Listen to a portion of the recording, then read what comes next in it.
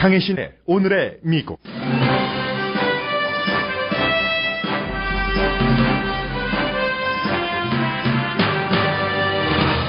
미국 차기 대통령이 될 가능성이 50%씩 있는 두 후보가 가장 중요한 이슈에 대해서는 입을 열지 않는다고 USA Today가 사설에서 강조했습니다. 도널드 트럼프 후보는 힐러리 클린턴 후보가 스태미너가 부족한 사람이라고 비난하고, 클린턴 후보는 트럼프 후보가 대통령 체질이 아니라고 비난합니다.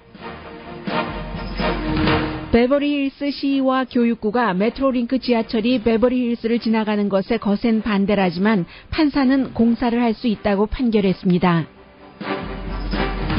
웨스트 LA에서는 킨더가든에 입학하기 전 어린이를 일주일에 $1,000를 주고 여름 캠프에 보내는 게 대중화되고 있다고 LA 타임스가 전했습니다. 백투스쿨을 맞아 이혼한 부모에게 전문가들이 조언을 합니다. 이혼 사실을 학교 선생님에게 알리라는 충고 등입니다. 왜 아무도 타겟에서 식료품을 사지 않을까? 시사주간지 타임의 보도입니다. 강아지가 주제인 예술 전시가 열립니다.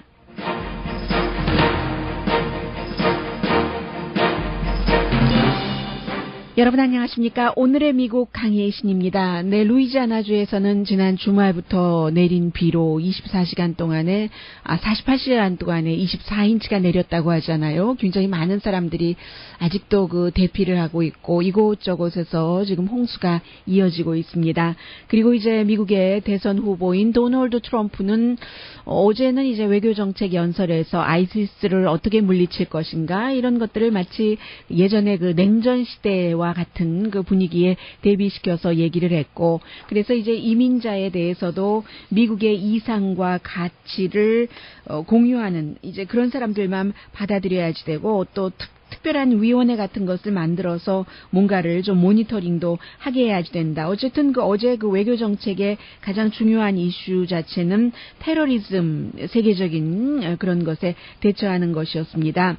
그리고 이제 오늘은 타운홀 형식으로 미르와키에서요, 팍스뉴스의 진행자, 굉장히 그 도널드 트럼프를 지지하는 사람이죠. 션 해니티, 또 인기 있는 팍스뉴스의 앵커이기도 한, 함께 이제 그 타운홀 미팅 형식을 하는데, 지금 공화당의 그 지도부에서 이 도널드 트럼프 후보에게 블랙피플에게 다가가라는 것을 많이 그 주문을 하고 있잖아요. 그런데 이제 또 지난 주말에 미르와키에서도 경관이 무장을 하기는 했습니다만 이제 흑인 그 시민을 숨지게 한, 그리고 이때는 경관도 흑인이었습니다. 그 케이스와 관련돼서 어제는 그 시위가 조금 그 주춤했었던 것 같은데 그쪽 지역도 말 그대로 그 폭동이 일어났습니다. 해서 그 가게, 그로서리 스토어의 선반에서 모든 물건이 땅바닥으로 내동댕이 쳐지고 사람들이 가져가고 이제 이렇게 번지고 있는데, 그런 부분에 대해서 이제 오늘 그 타운홀에서 주제를 삼을 것 같습니다. 그리고 이제 어제 조 바이든 부통령과 함께 연설, 그 경제를 중심으로 해서 했었던 힐러리 클린턴 후보는 여러 가지 그 여론조사에서는 지금 굉장히 도널드 트럼프 후보를 앞서갑니다. 그래서 만약에 이제 오늘 대통령 선거가 치러진다면 오늘 아침에 그 NPR 방송도 좀 자세히 보도를 하던데요. 많은 그 스윙 스테이트에서 힐러리 클린턴 후보가 도널드 트럼프 후보보다 앞서가고 있고, 심지어 그 조지아주에서도조차 앞서가고 있기 때문에 2008년도에 그 정도의 그 차이로 이길 수 있을 것이다. 그 오바마 대통령이 이겼었던 그때 굉장히 그 큰 차이였는데 그 정도 얘기가 나옵니다. 그런데 지금 이제 8월 달밖에 되지 않았고 3개월이라는 아주 그 먼 길이 남아있기 때문에 이 같은 그 여론조사 결과는 별 의미가 없다고도 볼 수 있는 것이고, 어제의 그 도널드 트럼프 후보의 외교 정책에 대해서 오늘 그 뉴욕 타임스는 사설에서 한껏 그 비난을 했습니다. 도널드 트럼프가 역시 그 외교 정책에 있어서도 말도 바꾸고 그 사람 건망증이 있는 것 같다라고 표현을 하고 있어요. 왜냐하면 그 나토에 대해서도 뭐 미국이 탈퇴를 해야지 된다 이 정도 얘기까지 하다가 어떠한 그 테러리즘과의 그 다른 나라와 공조를 하기 위해서는 충분히 좀 그 동맹국과 일을 같이 하겠다라고 얘기를 했고 이스라엘, 이집트, 요르단과도요. 그리고 또 그 러시아와도 미국이 그 가까이 지낼 필요가 있다라는 얘기도 했습니다. 그리고 어제 그 연설하는 거 들어보니까 도널드 트럼프 후보가 오늘 그 뉴욕 타임스는 사설에서 지적하지 않았는데 언론을 굉장히 그 비난을 하더군요. 언론도 뭐 워싱턴의 그 부정부패를 다 그대로 그 끌어안고 있다. 뭐 수십 차례 비난을 하는 것 같았습니다. 그리고 이제 그 거의 그 마지막에는 서로 그 미워하고 반목하고 하는 것을 그 피해야지 된다. 이렇게 얘기한 것에 대해서 뉴욕 타임스는 죄송합니다. 워낙에 그 도널드 트럼프를 싫어하니까 무슨 말을 해도 다 미운 겁니다. 아니 뭐 말은 나이스하게 하는데 그 사람 지금까지 하는 것 보면은 그렇지 않잖아 하는 식으로 비난을 하고 그리고 또 뭐가 있습니까? 아주 그 초지일관 비난하는 겁니다. 새로 이민 오는 사람에 대해서도 어떠한 그 이상적인 그 테스트를 하겠다고 했는데 이 사람 아무튼 뭐 말 바꾸는 것도 그 굉장히 많이 바꿔서 절대로 이민자를 안 받아들이겠다. 특정 국가에서는 그러한 것도 이제 와서는 어떤 그 미국의 이상과 가치에 맞는 이제 그런 그 평가가 나온다면 받아들일 수도 있다 한다고 굉장히 그 비난을 했습니다. 그리고 힐러리 클린턴을 비난하는 그 언론도 마찬가지예요. 인베스터스 비즈니스 데이도 오늘 사설에서 결국은 힐러리 클린턴 후보는 국무장관 그 부서와 그 클린턴 재단, 이런 것들이 힐러리 클린턴의 운명을 가를 것이다 하는 얘기인데, FBI가 수사를 해서 FBI 국장도 공화당이잖아요. 물론 그 일할 때는 이 당이다 저 당이다 하고 일하는 사람은 아니고, 공화당에게도 그 호되게 비난을 하고, 민주당 오바마 대통령도 비난을 하고 하는 FBI 국장이긴 합니다만은 그 FBI 국장이 기소할 만한 충분히 뭐 의도적으로 이메일을 그렇게 사용을 해서 국가를 위험에 빠뜨리려고 했다는 기소를 할 정도의 그 증거가 없다라고 하면서 기소하지 않는 것을 이제 법무부에 권고를 했고 연방 법무부가 그대로 그 FBI의 권고를 따랐는데 지금 그 FBI에서 여러 방면에서 조사를 하고 있는데요. 이 Investors Business Day의 데일리의 그 사설을 보면은 이번 조사는 특히 그 뉴욕의 남부의 지방 판사 그 프리트 무하라라라는 판사가 결국은 그 맡게 될 텐데 이것도 뭐 확실하게 된 것은 아닙니다. 그런데 이제 그 어떠한 그 뉴스 그 매체들이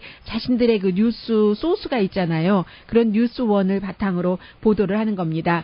그런데 이 그 판사가 쉽지 않은 사람이랍니다. 뭐 공화당도 아니고 민주당도 아닌데 굉장히 그 강하게 그 정도를 걷는 사람이기 때문에 힐러리 클린턴의 이런 이메일 케이스를 조사를 한다고 하니까 힐러리 클린턴이 좀 그냥 넘어갈 것 같지는 않다라고 얘기하면서 이 얘기는 저도 처음 들었는데요.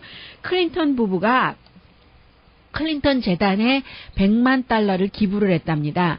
그리고는 기부하고는 이러저러한 방법으로 결국은 그 $100만 다 도로 가져가게 되는 그런 뭐 세금 공제 혜택도 받고 등등의 일이겠죠. 그래서 도로 자신들의 재단에 기부를 하고는 돌아가는 이런 것들. 근데 이제 그것도 이 지금 그 비즈니스 데일리에 따르면 부정이다. 그것도 불법이다라고 얘기하면서 이것이야말로 부패의 그 척결고리의 어떠한 그 예라고 할 수 있는데 공화당 정치인이 이렇게 했다면 지금 그 뭐 진보적인 미디어가 난리가 났을 것이다. 메인스트림 미디어가 보도하느라고 혈안이 됐을 것이다. 그런데 클린턴 부부가 했기 때문에 가만히 내버려 두는 게 아니냐 하고 이제 클린턴 부부에 대해서 반대하는 언론은 이렇게 얘기를 하고 있고 오늘 그 USA 투데이는 사설에서 클린턴이던 도널드 트럼프는 정말로 중요한 것들을 말하지 않고 있다라고 지적을 하고 있거든요. 비판을 하고 있는 겁니다. 도널드 트럼프 후보가 세금을 깎아주겠다. 이것은 뭐 세금을 내린다는 것은 그야말로 이 공화당의 덕마처럼 공화당의 어떤 신조 교리처럼 돼 있잖아요.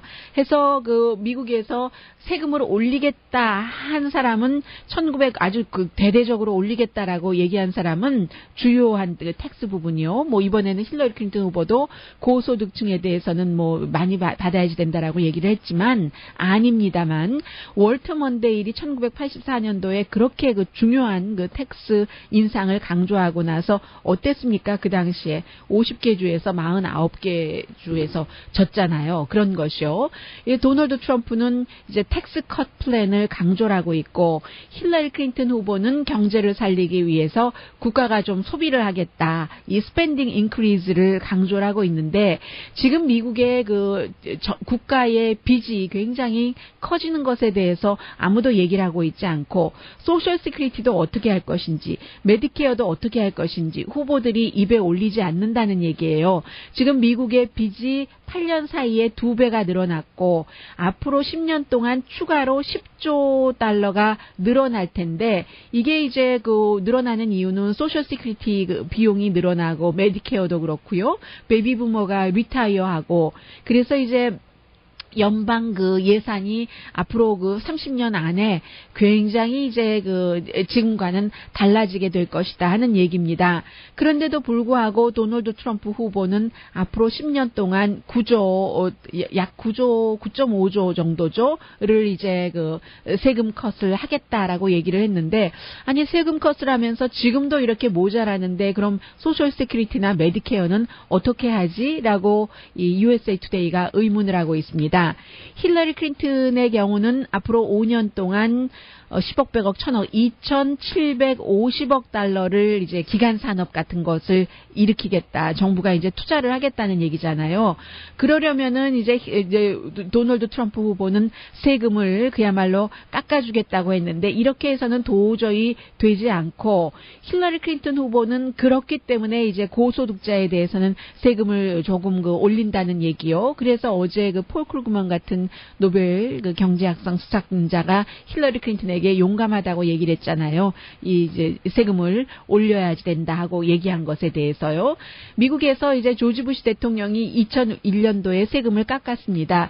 그때는 어떻게 보면은 깎을만 했다고도 생각하는 사람들이 있을 수도 있고요. 왜냐하면 이제 전임 대통령에게 흑자를 물려받았잖아요. 그때 사람들이 이 흑자를 앞으로 경제라는 것도 사이클이 있고 무슨 일이 닥칠지 모르니까 예비비로 둬야지 세금을 그걸 깎아서는 안 된다라고 많은 사람이 얘기를 했었는데 부시 대통령이 세금을 깎았었고 그 결과 버락 오바마 대통령이 엄청난 적자를 물려받았던 것 아닙니까? 엄청난 적자뿐만이 아니라 플러스 경기 불황까지 이제 물려받아서 이제 이 정도로 그나마 뭐 완전히 뭐 예전처럼 좋아지진 않았지만 그나마 이 정도를 이제 경제를 조금 유지를 시키는 것이고요. 그런 문제들을 쭉 USA 투데이가 지적을 하면서 힐러리 클린턴 후보가 대학교 등록금 문제라든가 이제 도움을 주는 그런 것이요. 그리고 이제 새로운 차일드 케어 지원 문제 이 부분은 이제 도널드 트럼프 후보도 얘기를 했고요. 또 가족이 아플 때 이제 돈을 받으면서 직장을 일단 비울 수 있는 이런 것들을 힐러리 클린턴은 돈을 어디서 마련을 하겠는가? 도널드 트럼프 후보는 돈을 어디서 마련한다는 얘기는 없이 세금을 깎아준다고 했고 힐러리 클린턴은 부자에 대한 세금을 조금 올려서 그런다라고 얘기는 했는데 두 후보 다 소셜 세큐리티에 대해서 그럼 어떻게 할 것인가 얘기하지 않는다는 거죠. 도널드 트럼프 후보도 소셜 세큐리티 기금을 깎겠다고는 얘기하지 않았습니다. 다만 어떤 낭비가 되고 있는 그런 곳에서 돈을 절약하겠다 했는데 그런 곳이 어디다라고도 밝히지 않았고 어떻게 절약을 하겠다고도 밝히지 않았다는 것이요. 힐러리 클린턴 후보는 오히려 이제 정부가 주는 어떤 프로그램을 베네핏을 확장하겠다고 얘기를 했잖아요. 그리고 은퇴하는 연령도 67세로 이제 올리겠다고 얘기를 했다는 것이요.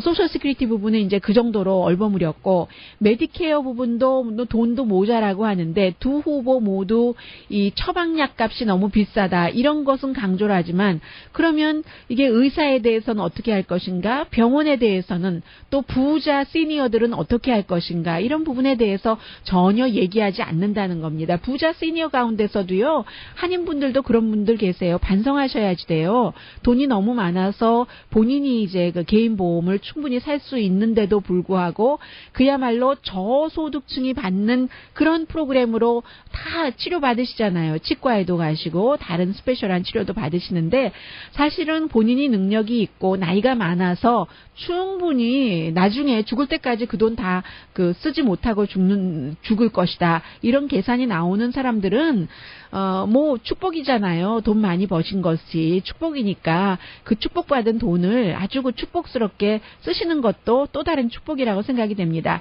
그래서 이제 그러한 사람들이요, 정말 그 부자 시니어들이 뭔가를 남용하는 이런 것들을 어떻게 할 것인가에 대해서는 얘기하지 않았다. 따라서 도널드 트럼프 후보와 힐러리 클린턴 후보는 지금 그 채소에 대해서 얘기를 해야지 되는데, 디저트에 대해서, 그것보다 덜 중요한 그 디저트에 대해서만 얘기를 하고 있다 하는 게 USA 투데이의 사설입니다.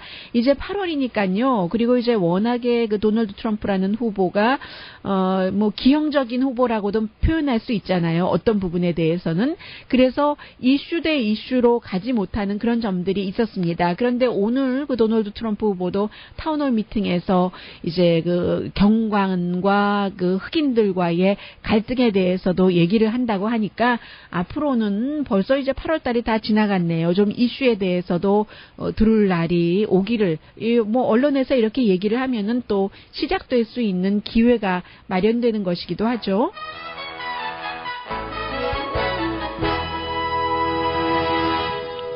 오늘의 미국은 전문가가 추천하는 이민법 가정법 전문 제인정 종합법률사무소, 자동차 에어컨 점검과 수리 최저 가격을 보장하는 금호 타이어 전문 스토어 부에나팍의 타이어스 포 유, 건강하고 아름답게 나만의 시간을 즐길 수 있는 위스파, LA 최고의 찜질방 위스파, 편한 마음으로 맡기면 모든 치아 문제를 해결하는 아로마센터 2층의 종합치과 이편한치과, 한국에서의 명성 그대로 한약 잘 짓는 현대판 대장금이 진료하는 제중한의원 공동후원입니다.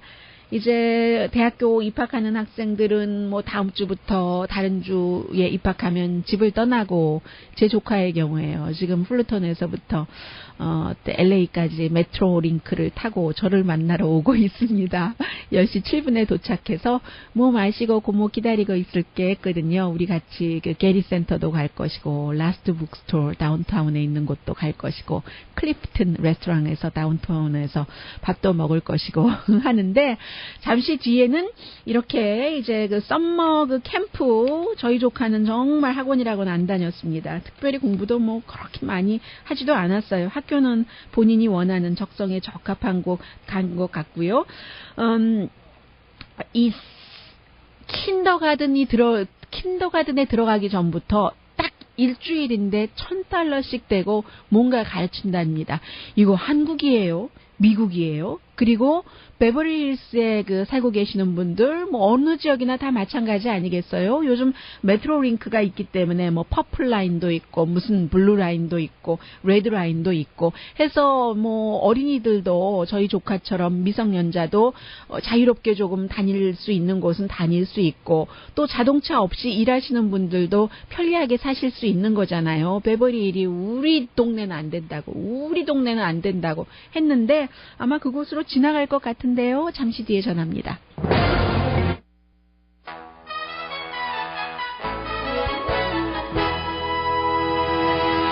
라디오 서울 방송 오늘의 미국 듣고 계십니다.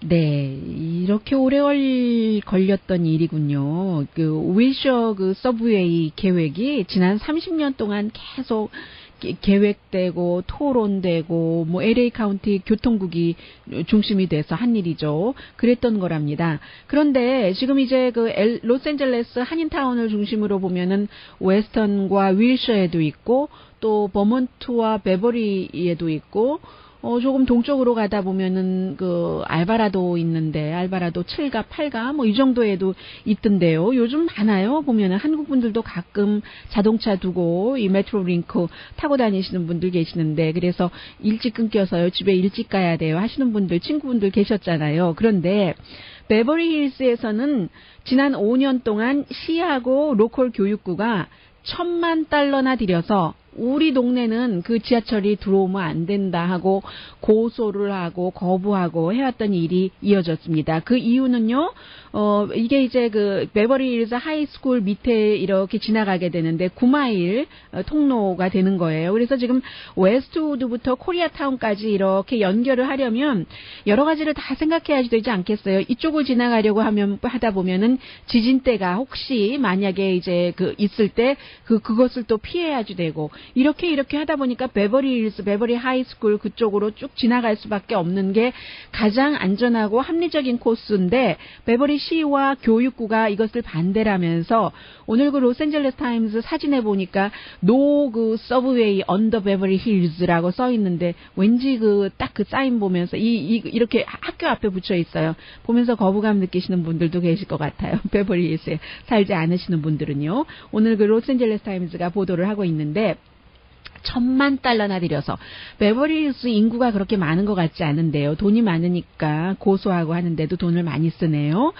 그런데도 불구하고 지난 금요일에 지방 판사가 연방 정부는 조금 그 꾸짖기는 했답니다. 환경 그 리뷰를 충분히 그 베버리 힐스 주민에게 제대로 인식시키지 못했다. 하고 보니까 베버리 힐스 주민이 반대하는 것은 뭐 메탄 가스도 나올 수 있고 여러 가지 그 환경적인 문제, 그 터널을 이곳에다가 두면은 하는 흔히 그 짐작할 수 있는 그 일상적인 거 있잖아요. 그런데 이제 그 판사가 조지 H. 우라는 판사가 23페이지의 판결문에서 이게 충분히 인식이 되지 않아서 그렇지 여러 가지를 다 검토하고 한 결과 문제가 없고 그렇게 해야지만 웨스트우드 쪽과 코리아타운을 자연스럽게 그 연결할 수 있다. 이것이 계속 그 연기가 되면은 도미노 이펙트가 와서 다른 것도 되지 않으니까 이것은 그 해야지 된다 하는 것이요. 그리고 이제 연방 정부에서 뭐 좀 그 이렇게 하라고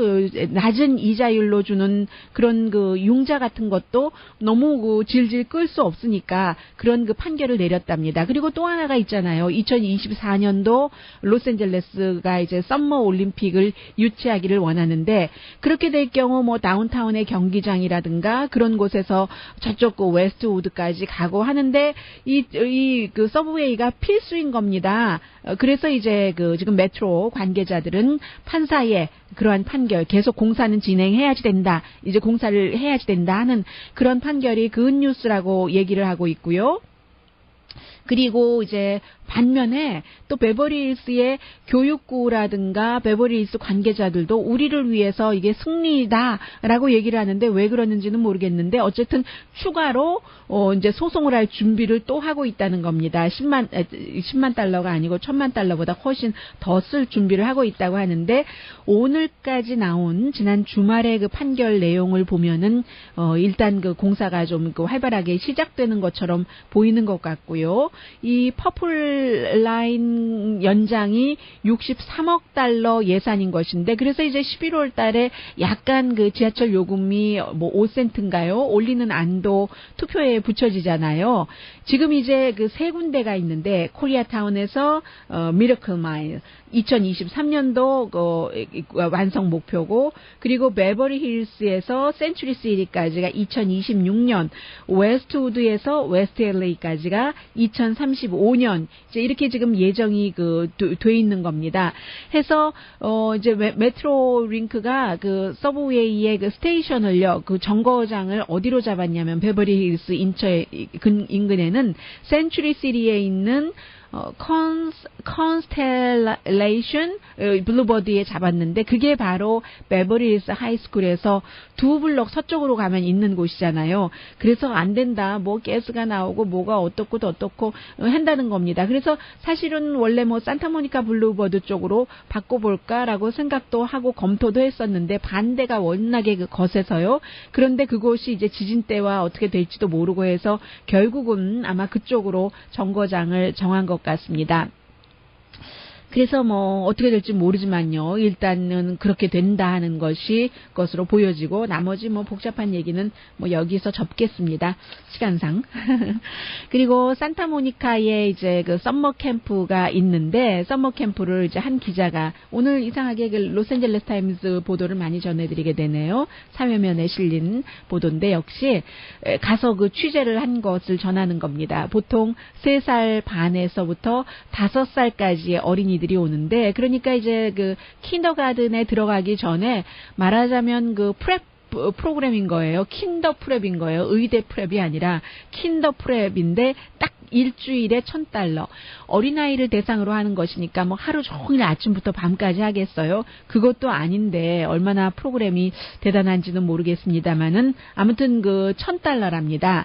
그래서 이제 뭐 콜로라도 센터라는 곳에서 하는 것 같은데 자신들의 그 팍도 있고요. 그래서 잔디에서 어린아이들이 선생님과 뭔가를 하던데 웨스트 사이드 부모들에게는 이 같은 일주일 비싼 여름 캠프가 조기에 어린이들을 그 교육을 시키는 거잖아요. 이게 아주 그 뭐 평범한 일이라는데요. 로스앤젤레스 타임스의 보도에 따르면 지금은 그리고 추가로 $1,000 이외에도 어린이와 선생님이 1대1로 할 때는 시간당 $120에서 $200 변호사 비용이에요. 정도를 들이고 뭔가를 가르친답니다. 그런데 가르치는 것 보니까요.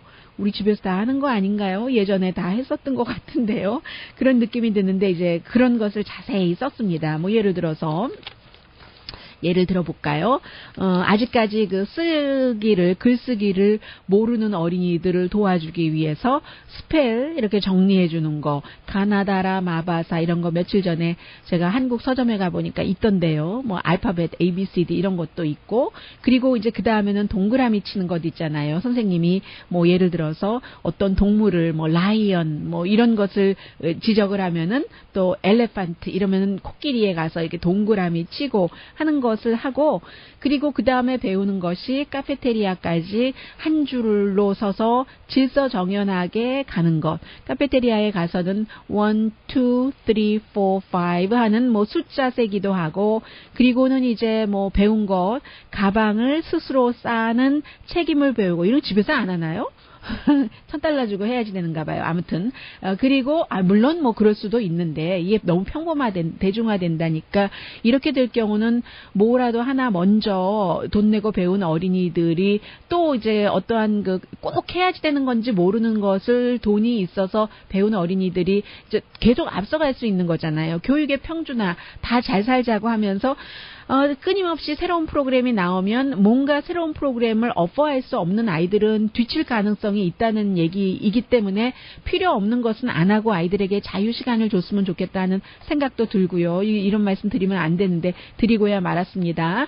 그리고 이제 스낵 타임이 되면은 아이들에게 올게닉 그 과일을 먹이고 알로에 워러를 먹이고, 그리고 많은 아이들은 그것도 아주 좋은 음식인데 집에서 스스로의 음식을 가져온답니다. 왜냐하면 너무나 그 영양 그 규제가 집에서 심하기 때문에. 물론 뭐 아이가 무슨 뭐 아토피라든가 엘러지가 있으면 어머님들이 챙겨주시는 것 있지만 이미 3살 반 5살 때부터 굉장히 그 철저한 그 다이어트를 하기 때문에 그렇다는 거죠. 그래서 심지어는 스낵 타임과 노는 타임에도 선생님들은 아이들을 아주 은근하게 푸쉬를 한답니다. 더 깊이 그 생각할 수 있는 이런 것을 푸쉬를 한대요. 그래서 예를 들어서 한 소녀가 뭐 무심결에 저 이제 곧 샌디에고를 가요. 이렇게 얘기하면은 뭐 좋겠다. 가서 뭐 할 건데 재밌겠구나. 누구랑 같이 가? 엄마랑? 뭐 이렇게 물어보는 게 아니라 그것도 조심해야 되겠네요. 요즘은 엄마랑 같이 안 사는 아이들도 있을 테고요. 그러면 샌디에고에 가요. 곧 이렇게 얘기하면 샌디에고가 그러면 너는 남쪽 방향으로 가는 것이니 북쪽 방향으로 가는 것이니? 이렇게 물어보고요. 그리고 이제 또 어떤 어린아이가 이제 그 무지개를 막 그 칠한답니다. 그러면 너 무지개를 본 적이 있어? 라고 물어본대요. 그러면은 yes 하고 릴리라는 그 걸이 답을 하면은 어디서 무지개를 봤어? 하면 I don't remember. 너무 이렇게 바쁜데 뭐 기억할 수 있겠어요? I don't remember. 이렇게 얘기를 한답니다. 이제 3살 반에서 5살짜리 5살밖에 되지 않은 아이인데 무지개를 보기는 봤는데 기억하지 못하는, 너무 바쁘니까요. 모르겠어요. 좋은 건지 나쁜 건지는 모르겠고, 시간이 나면은 이 기사를 이렇게 여러분들께 정리해드리다 보니까 어제 제가 본 영화가 생각이 났어요. 어제 한국말로 잊어먹었어요. 부산행이죠. Train to 부산이라는 영화를 봤거든요. 거기서도 뭐 약간 오버랩되는 부분이 있어서 혹시 뒷부분 시간이 있으면 말씀드리겠습니다. 잠시 뒤에는 역시 그 백투스쿨이 되면서 이혼한 그 부모님들에게 전문가들이 주는 충고도 있고요. 타겟에서 과일이나 빵 사시는 분들 계세요? 사고 싶으세요? 사고 싶지 않으신다면 왜 그럴까요? 잠시 뒤에 전합니다.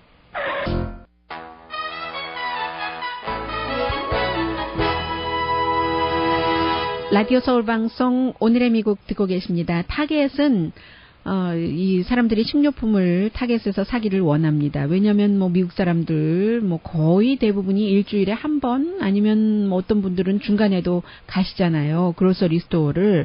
필수적으로 우유, 계란, 빵 이런 것이요. 그런데 이런 것보다는 사람들이 어디 쇼핑하러 가면은 계획하지 않았던 것을 사게 되는데 오히려 생각하지 않았던 것을 살 때 더 큰 이득이 있는 것이고, 또 일주일에 한 번 이상은 꼭 그런 데를 가고. 그런데 이 타겟은 월마트과는 달리 뭐 왜 사람들이 그 식료품을 그곳에서 안 사겠어요? 타겟에서 여러분들 프레쉬한 그런 어떤 밋 같은 거 보셨어요? 빵도 과일도 프레쉬하지 않던데요. 제가 보니까는요. 왜냐하면 사람들이 안 가니까 또 자주 바꿔놓지 못해서 프레쉬하지가 않고 뭔가 이제 그 문제가 있는 겁니다. 그래서 지금 오늘 그 월스트리트저널이 보도한 거 보면은 트래픽이 지금보다 2배는 돼야지 이렇게 신선함이 유지가 될 수 있다는 거죠. 밀레니얼도 거기서 뭔가를 사기 싫어하고 일반 대중도 뭔가를 사기 싫어하고. 그런데 결론적으로 가만히 보면은요, 뭔가 그 특별한 것이 있어야지 되는데 값이 싸다든가 월마트처럼요. 아니면 값은 정말 비싸서 얄밉고 기분 나쁠 때까지도 있는데 그래도 그 품질이 너무 좋다든가 홀푸드처럼. 그럼 타겟은 이것도 아니고 저것도 아니고 뭐 또 그 장은 차려놨는데 사람은 없으니까 오히려 덩하니 비어서 좀 이렇게 뭐라고 할까요? 초라한 느낌마저 들기도 하고. 그래서 이제 타겟은 어쨌든 이런저런 이유로 뭔가가 지금 뭐 변화가 아무튼 필요한 거죠. 확실하게 자기 색깔이 없으니까 이게 안 되는 겁니다. 뭐 월마트보다도 요즘은 더 싼 데가 얼마나 많은데요. 예를 들어서 이 그 홀푸드에서 아보카도가 한 개에 $1 45센트 할 때, 그럴 때 이제 달러 99센트 스토어 가면 한 5개 정도 작은 거 한 바구니에 들어있는 거, 이게 이제 $1고 하잖아요. 그럼 이쪽 저쪽 다 그 대신에 이제 그 홀푸드에 있는 것은 또 좀 크고 또 확실하게 또 믿을만하다 하는 뭐 이리저리 고르지 않아도 될 것 같고요. 그런 게 있는데 이 타겟은 아무것도 아니니까 뭐 노선을 좀 확실하게 정해야지 되는 것이죠. Dead Divorce라는 이런 그 웹사이트가 있습니다. 백투스쿨을 맞아서 뭐 준비해야 할 게 많죠. 학생들 학용품, 또 새로운 옷 미국 아이들은 꼭 사잖아요. 한꺼번에 그것도 많이 사잖아요. 우리 한국에 살 때는 하나 두 개 사고 어디 또 꼭 뭐 백투스쿨 때마다 새 옷 사 입었던 것 같지도 않은데요. 클래스 스케줄도 챙겨야지 되고. 그런데 만약에 당신이 이 아이들이 백투스쿨에 가기 전에 뭐 이혼이라든가 이런 문제를 새롭게 맞이하셨다면, 특히 그 아버지들에게 얘기를 하고 있어요. 물론 개인적인 일이고 누구나 다 이해하는 일이긴 하지만, 그리고 누가 내가 그렇게 됐다고 누구에게 말하고 싶겠어요. 그런데도 불구하고 지금 이제 비탈 스마트라는 곳에서 여론조사를 해보니까 94%의 선생님들은 부모님이 이혼했거나 별거 하는 게 굉장히 그 선생님이 알고 있는 것이 중요하다고 답변을 했답니다. 그런데 실제로 이혼 이혼 중이거나 이혼한 부모 가운데서는 23%만 같은 여론조사에서요. 그 같은 사실을 선생님에게 알린다는 거거든요. 부부 생활에서도 커뮤니케이션이 중요하지만 학생들과 선생님과의 관계에서도 커뮤니케이션이 굉장히 중요해서 아이들이 야, 왜 저랬을까? 알면은 선생님이 더 사랑으로 짜증나하지 않고 쟤 왜 저러지? 요즘 뭐 사춘기야 반항기 이게 아니라 게다가 되고 부모님이 그렇게 됐으니 내가 더 따뜻하게 해줘야 뭐 이런 게 있을 것 아니겠어요.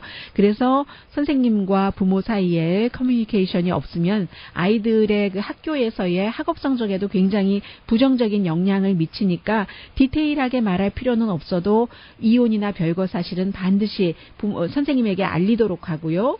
그리고 이렇게 이제 가정에서 세 사람이 살다가 두 사람으로 이렇게 바뀌었을 때는 항상 아이가 그 숙제하는 시간도 언제부터 언제까지, 저녁밥 먹는 시간도 언제부터 언제까지 이런 루틴한 그 시간을 정해야지 되고 ex-husband, ex-wife와 관계를 잘 가지라는 뭐 쉬운 일은 아니죠. 그러나 내 턴이 아니라도 뭐 기꺼이 그러냐고 오늘 불편하냐고 내가 픽업을 해주면 저쪽에서도 마찬가지로 나의 턴에 그렇게 해줄 수 있다는 것이요. 그리고 가능하면은 뭐 가장 중요한 것이 그 아이의 일에 대해서 아이의 인생에 대해서 굉장히 많이 그 인볼브 하라는 이런 얘기 하고 있습니다. 잠시 뒤에는 뭐 아이처럼 귀하게 대접받는 강아지 현대 강아지 전시회라는 게 이게 처음인 것 같다라는 얘기인데 글쎄요, 처음인가요? 전합니다.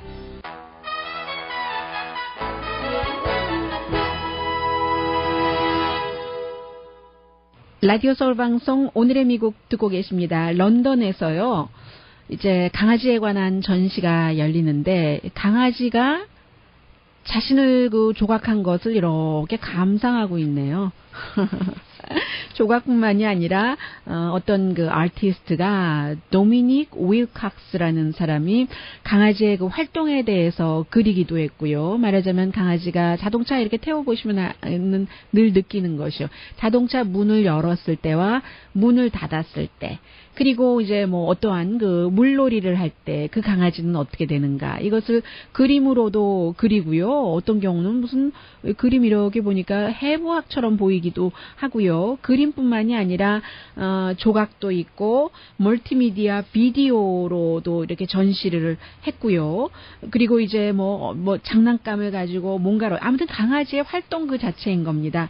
이제는 하다 강아지의 에 관한 것이 전시까지 됐는데 영국에서 뉴욕타임스 보도네요. 뉴욕타임스 보도인데 영국에서 지금 이게 그 강아지 전시가 열리고 있는데 굉장히 그 많은 사람들이 관심을 갖고 있고, 특히 이제 그 강아지의 그 건강에 관해서 글쎄요, 이 전시로 그림으로 또는 그 다른 그 설치 작업으로 어떻게 했다는 것은 모르겠습니다만은 아무튼 그런 것을 그 지금 잘 나타내고 있다고 하고, 이 전시가 이 8월 달 8월 뭐 그렇게 길게는 열리지 않는데 세계적으로 이 정도로 뉴스가 되고 있으니까 그 전시 자체라는 게 아니라 그만큼 강아지 하나를 주제로 어떠한 그 전시가 열린다는 거, 우리가 이제 그런 세상에 살고 있구나 하는 생각이 들고요.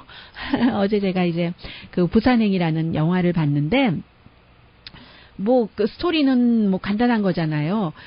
좀비들이 많이 나와서 좀비와 사람들이 생존하려고 싸우는데 이혼한 아빠가 딸을, 이혼은 아닌 것 같아요. 별건 것 같고 현재요. 딸이 엄마한테 가자고 해서 엄마를 부산으로 데려다 주는데 그 열차뿐만이 아니라 고속 열차뿐만이 아니라 뭐 한국 방방곡곡에서 좀비가 나와서 사람들이 다 정말 숨져가고 감염되고 또 그 좀비가 같이 얼굴을 맞대고 있던 사람을 공격하고 뭐 이러는 거예요.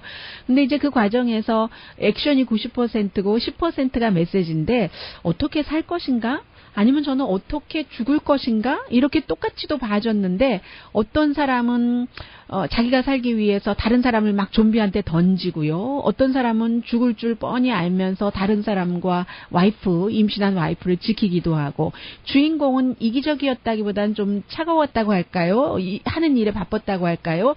그랬는데 결국은 다른 사람도 도우면서 딸을 위해서는 기꺼이 그 자살 스타일로 그 목숨을 마감하는 그런 건데, 영화가 볼만했습니다. 굉장히 긴장됐고요.